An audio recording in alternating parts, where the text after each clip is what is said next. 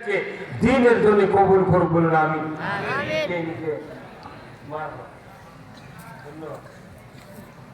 আজকের মাহফিলের সহ সভাপতি 6 জন, আলহাজ মোহাম্মদ আফজাল হোসেন, আলহাজ মোহাম্মদ তবিবুর রহমান তোতা, জনাব মোহাম্মদ তাজুল ইসলাম, জনাব মোহাম্মদ তবিবুর রহমান, আলহাজ মোহাম্মদ মন্টু সোনার, জনাব মোহাম্মদ আব্দুল জলিল আলী 6 ভাইকে এই ইসলামের জন্য কবুল করুন, বলুন আমিন।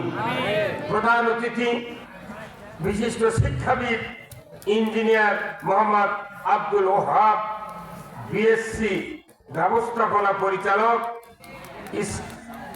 স্কাইটাস design and holding limited, Dhaka. Allah ভাইজানকে উমারের মতো যোগ্যতা দিন, বলুন আমিন। বিশেষ অতিথিবৃন্দ অনেকগুলি, পৃষ্ঠপোষকতায় মোহাম্মদ জাহাঙ্গীর আলম, বিশিষ্ট ব্যবসায়ী, কৃষিবিদ, ইলেকট্রনিক্স ও সাধারণ সম্পাদক, অত্র মাদ্রাসা। উনি ওয়ালটনের ব্যবসা করেন, কথা ঠিক কিনা? আল্লাহ তাআলা ওনাকে হায়া কুমুল্লা দান করবেন, আমিন।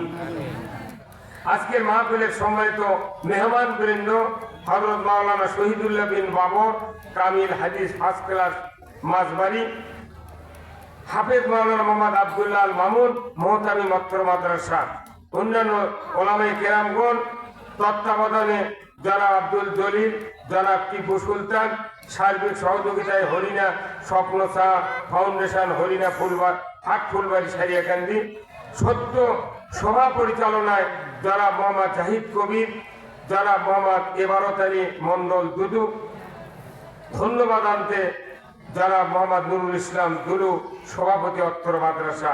আল্লাহ এই কয়েক ভাইকে দ্বীনের জন্য কবুল করুন, আমিন। স্থানীয় ওলামায়ে কেরামগণ, মঞ্চে বসা সুধীবৃন্দ, সামনে বসা মুরব্বিনে কেরাম, হাজী সাহেবগণ, বিভিন্ন মসজিদের ইমাম, মুয়াজ্জিন, মুক্তাদি সহ বিভিন্ন রাজনৈতিক দলের নেতৃবৃন্দ, যুবক ভাইরা, প্রাইমারি মাদ্রাসা, হাই স্কুল, কলেজ, বিশ্ববিদ্যালয়ের শিক্ষক মহোদয়গণ, ছাত্র ভাইরা, কচি কাচারা, পর্দার অন্তরালে মা ও বোনেরা, আজকের মাহফিলের ইন্তেজামিয়া কমিটি বর্গ সহ প্রচার মিডিয়ার সম্মানিত মাইকালা এবং ভিডিও ম্যান ভাইরা, সবার প্রতি আমার সালাম। আসসালামু আলাইকুম ওয়া রাহমাতুল্লাহি ওয়া বারাকাতুহু। কেমন আছেন আপনারা? আলহামদুলিল্লাহ। আছি ভাই, আলহামদুলিল্লাহ। আমরা একমাত্র আল্লাহর সৃষ্টি জীব, কথা ঠিক কিনা? আমরা আশরাফুল মখলুকাত, সুবহানাল্লাহ। যে মখলুকাতের বিবাহ ব্যবস্থা আছে, কথা ঠিক কিনা? এই মানুষ ছাড়া কোন মখলুকাতে কি বিয়ে শাদী দেখছেন? হ্যাঁ, দেখেন। মানুষ কি সুন্দর জাতি, যার চাহনি, যার হাঁটন, তার চেহারা, তার আইস, তার কান, তার দাঁত, তার মুখ, তার পা, গঠন প্রণালী সব এমন কায়দা আল্লাহ বানাচ্ছেন যে এই মখলুকাত ছাড়া নাক আর কপাল দেয়া আল্লাহকে সেজদা করতে আর কোন মখলুকাত পারে। অথচ এই মানুষ আল্লাহ সেজদা করে না। শুক্রবার নামাজ পড়ে যত মানুষ দেখা যায় 10,000 লোকই খালি জুম্মার নামাজ পড়ে, আর বাদ বাকি পড়ে না। হ্যাঁ, আপনি জানেন নামাজ না পড়লে কি ক্ষতি হয়? এই যে বক্তব্যগুলো হচ্ছে, তারপরে মসজিদে বক্তৃতা হচ্ছে, ঈদের নামাজ হচ্ছে, তারাবিদ হচ্ছে, তাফসিরে হচ্ছে, ইশাল তওবা হচ্ছে, দেখা যায় বেনামাজির তুলনায় নামাজি কম। কারণ কি? বক্তৃতা দিয়ে নামাজ হবে না, নামাজ কায়েম করতে হবে আইনের মাধ্যমে, কথা ঠিক কিনা? আজকে কত মানুষ নামাজ হারা অবস্থায় জাহান্নামে যাচ্ছে। এই লোকগুলোকে নামাজি বানাবে কে, বলেন তো কে? এই যে 12টা ছাত্র পাগড়ি দিলেন, এনাদের পজিশন কত জানেন?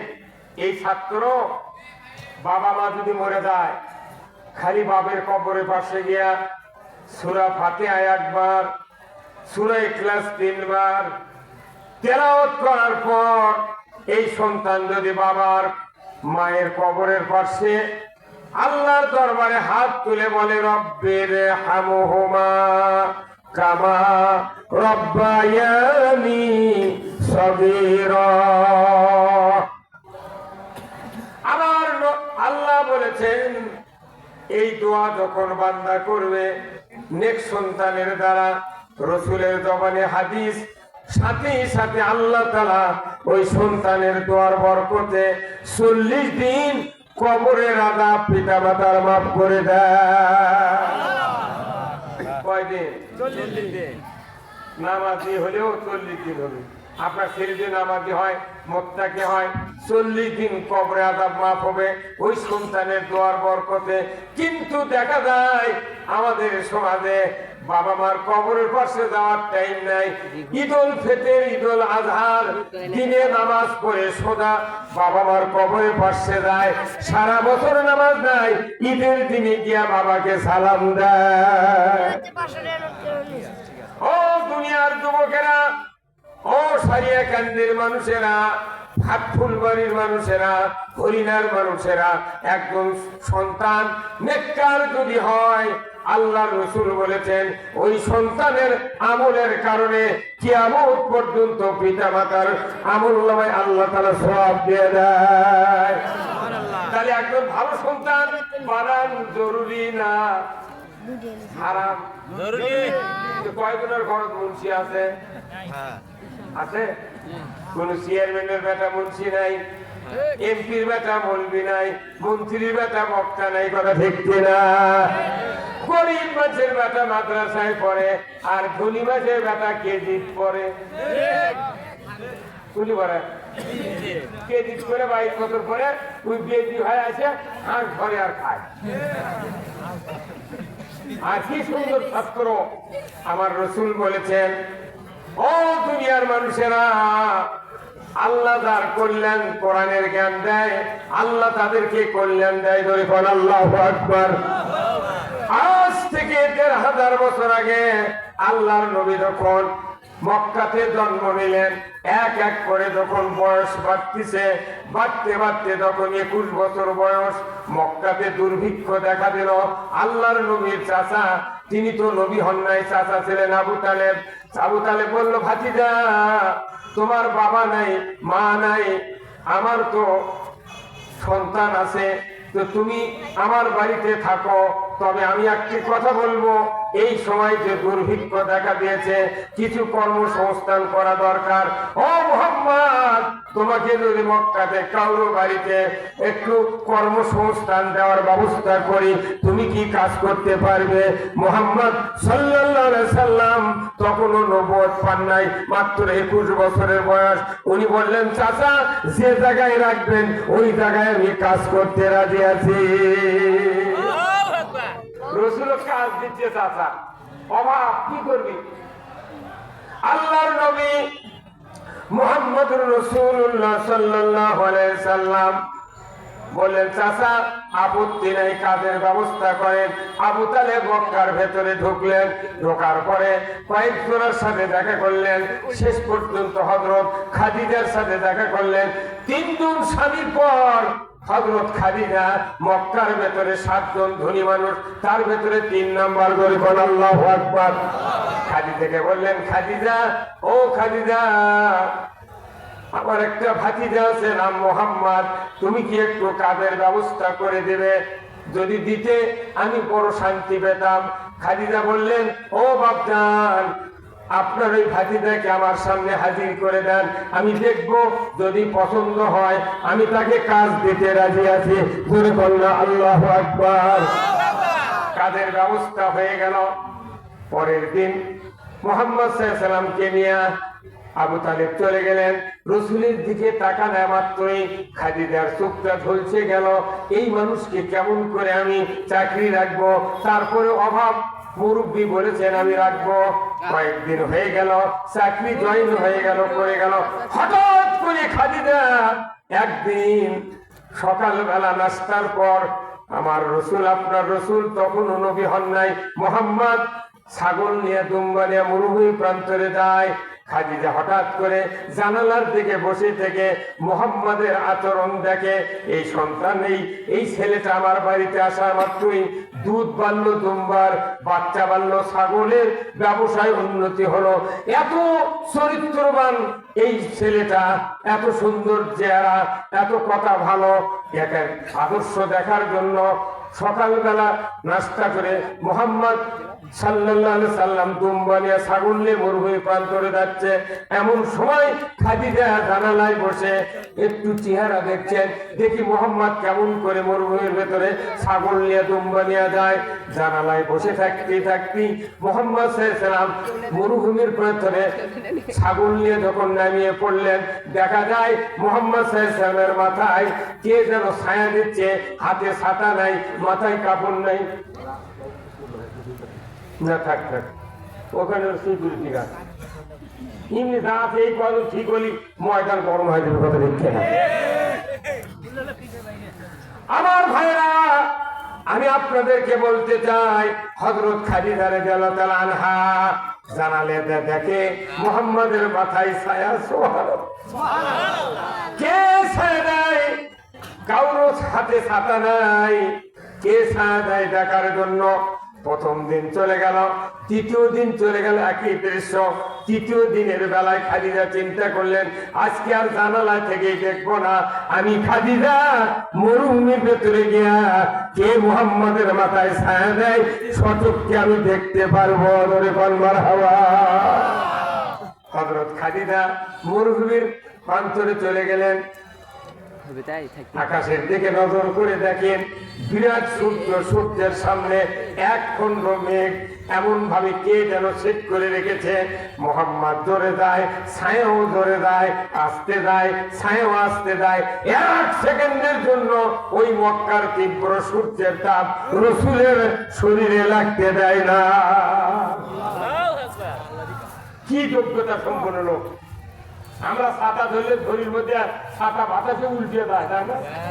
আর রাসূলের হাতে ছাতা নেই, কাপড় নেই, ছায়া দিচ্ছে আকাশের মেঘ। এই মেঘ সেট করেছেন কে? আল্লাহ। শিক্ষাতে বলছে যে মানুষটা আকাশের মেঘ ছায়া দিল, সেই মানুষ আমাদের নবী, সেই মানুষের গালায়, সেই মানুষের আদর্শ মানার কথা বললে মানুষ রাগ করে, কথা ঠিক কিনা? আমার রাসূল বলেছেন, মান আহাব্বা সুন্নতি ফাকাদ আহাব্বানি ওয়া মান আহাব্বানি কানা মাই ফিল জান্নাহ। আমার রাসূল বলেছেন, যে ব্যক্তি আমার সুন্নাহ ভালোবাসলো সে আমাকে ভালোবাসলো, আর যে আমাকে ভালোবাসলো সে যেন আমার সাথে জান্নাতে থাকলো। জোরে কন্যা মারহাবা।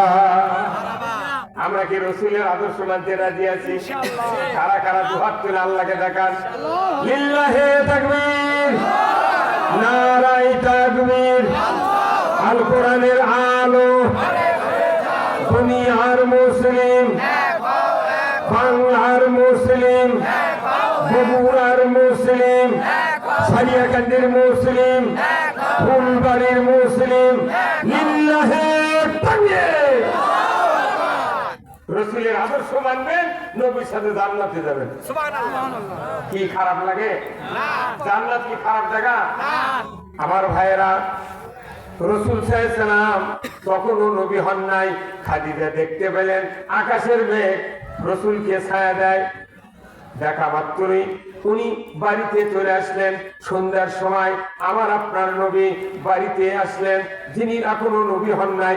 মাত্র 24 বছর পার হয়ে গেল, 23 পার হয়ে গেল, 25-এ পদার্পণ করলো। ধরে আল্লাহু আকবার।